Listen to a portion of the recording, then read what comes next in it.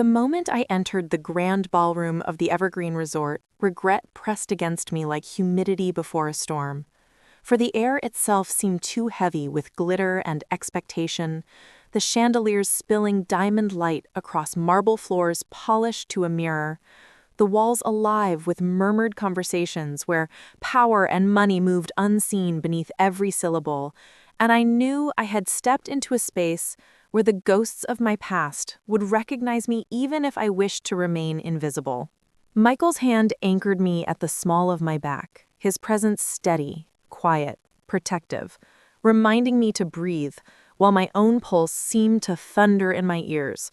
He was a surgeon, trained to measure crises, and he had always known how to press calm into me when fear tried to claim territory. Beside us, Leo fidgeted with his bow tie, his 6-year-old frustration bubbling in the middle of this adult world of pearls and champagne, and I crouched to reassure him, promising cake in the swimming pool later if he could endure the suffocation of ceremony a little longer.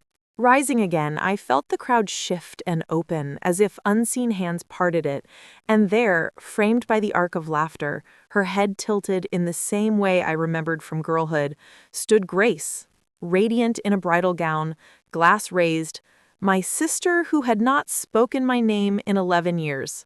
Recognition hit my body before my mind caught up, as though muscles stored what memory tried to bury.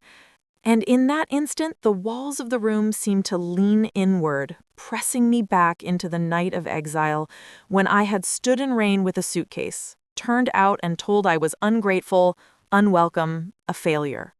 Now here she was, a bride, with my parents flanking her, and when her eyes met mine, a gasp escaped her throat, audible enough to make nearby heads turn. The music continuing, but the chatter dimming until silence ballooned between us, fragile yet suffocating. My mother's face drained to chalk, then flushed crimson as though wrestling between denial and fury. My father's shoulders widened, his stance the same barricade he had always thrown between us. And for a fleeting second, I felt the familiar pull of shame, the old reflex of shrinking. But I did not shrink. Valentino fabric straightened against my spine like steel, and I lifted my chin with the knowledge that I was not here as the abandoned daughter, but as the woman who had built something from nothing, the CEO of Moldova, whose name was already slipping through the crowd like wildfire. Michael's calm voice introduced me as such, and I caught the subtle way doctors and administrators pivoted toward me, their whispers carrying words like innovation and monitoring system and keynote speaker, while Grace faltered under the weight of an identity she had worn as her own, the illusion of competence cracking as questions shifted her way. I saw it in Daniel Brooks's eyes too, the groom who was now studying me with a surgeon's calculation, piecing together a picture he had not expected to find in his own wedding hall, and the professional interest there dawning was sharper than curiosity. It was recognition of value, the kind that alters alliances. Grace's laugh came brittle when someone asked her about platelet therapy, outdated by years, and her deflection was thin enough that even her new husband's arm loosened its grip around her waist. In contrast, the conversations flowing toward me brimmed with genuine eagerness. Hospital administrators were counting trial results of our system, colleagues complimenting my summit presentation, a neurosurgeon curious about predictive algorithms. And in their attention, I found a validation that required no performance. My parents circled like hawks, desperate to contain the narrative, but the story had already slipped their grasp. This time, truth had entered the room wearing my name. I stood rooted in composure, not lashing out, not seizing the chance to expose every deceit they had woven about me, because true power is often the restraint not to use it, and I had learned the difference the hard way. Grace's pearl earrings caught the chandelier light when she turned her head, the same gesture that used to precede her lies. And I knew then that the house of cards she had stacked so carefully was trembling in the very air she breathed. For me, there was nothing to prove anymore. The mere act of existing here, in this space that had once been denied me, was declaration enough. And the girl who had walked into the rain alone was finally answered by the woman who could stand tall beneath chandeliers, unbowed, unbroken, undeniably present. Daniel Brooks, standing tall beside his new bride, yet visibly unsettled, began to collect the loose threads unraveling around him, his surgeon's gaze darting between my poised stance and Grace's faltering responses. And I could almost see the precise moment when curiosity hardened into suspicion, the way professionals do when a case refuses to match the patient's story.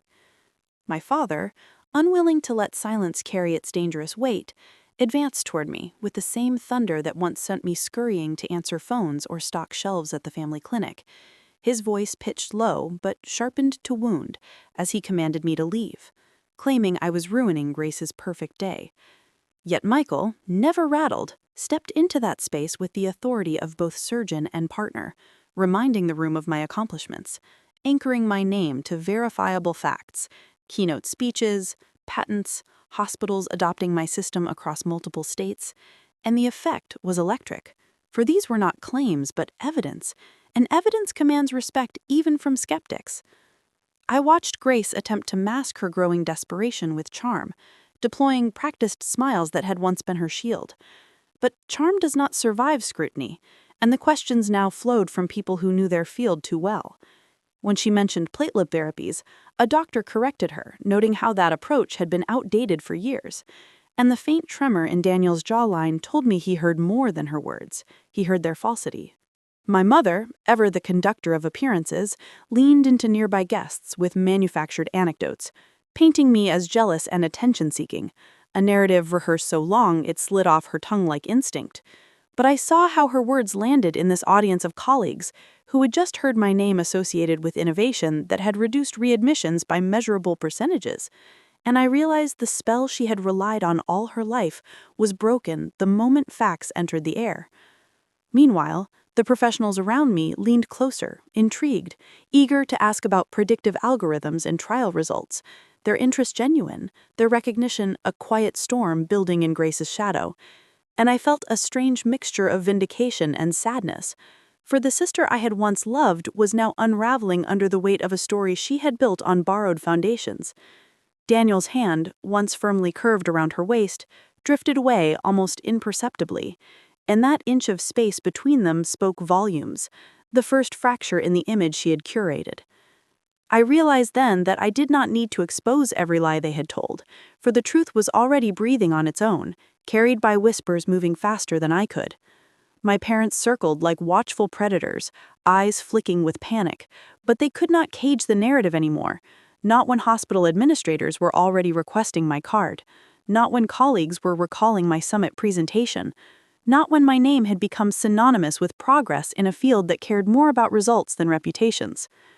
Grace's smile wavered as she overheard snippets of conversation that centered not on her but on me, her wedding day slowly transforming into a stage where the spotlight shifted without her consent, and for the first time I saw her not as the gilded child of my parents' affection, but as a woman trapped in her own web.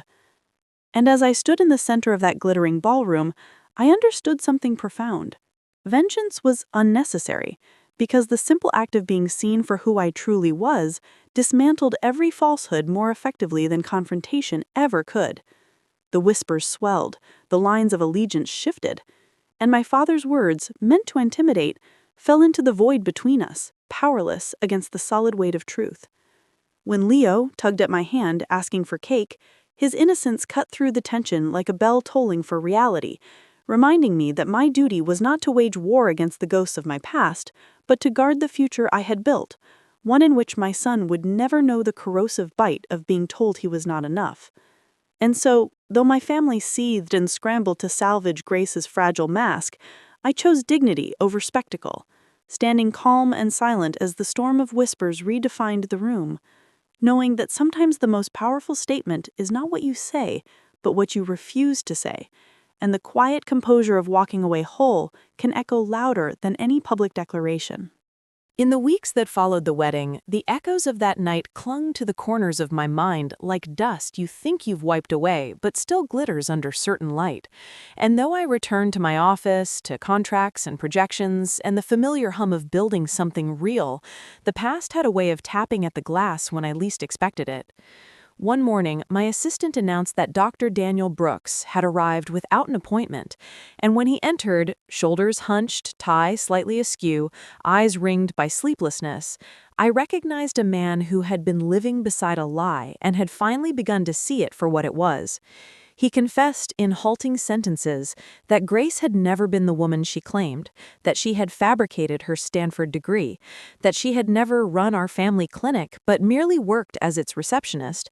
And as he spoke, each revelation felt less like news and more like confirmation of a truth I had long suspected, truths I had buried beneath my own determination to move forward. He told me of the Medicare fraud investigation, of billing codes manipulated for years, of procedures claimed but never performed.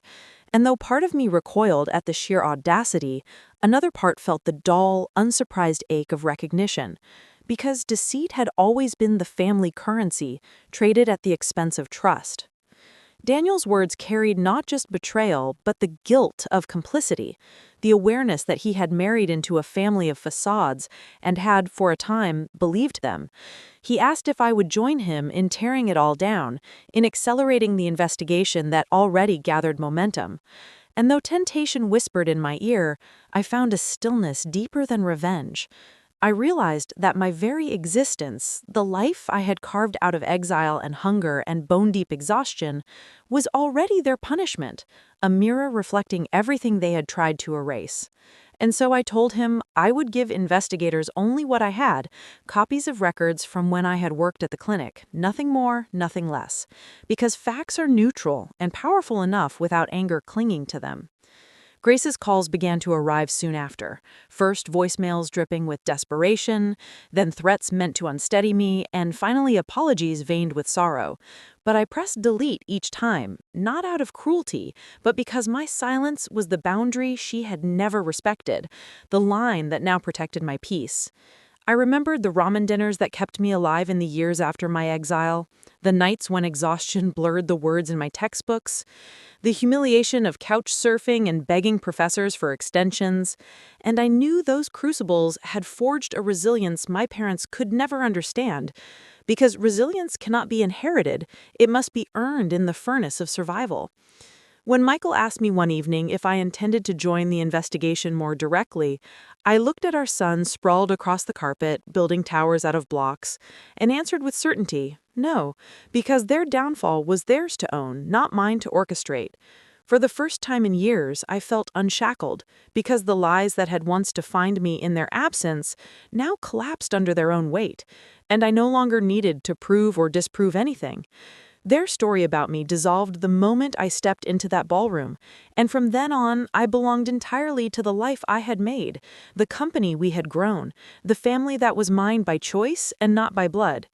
In the quiet of those weeks, I discovered that peace is not the absence of conflict, but the refusal to be dragged back into wars that no longer serve you. And so I stood still as the wreckage of their empire cracked and crumbled, content to watch from a distance as the truth finally did what I had stopped trying to do.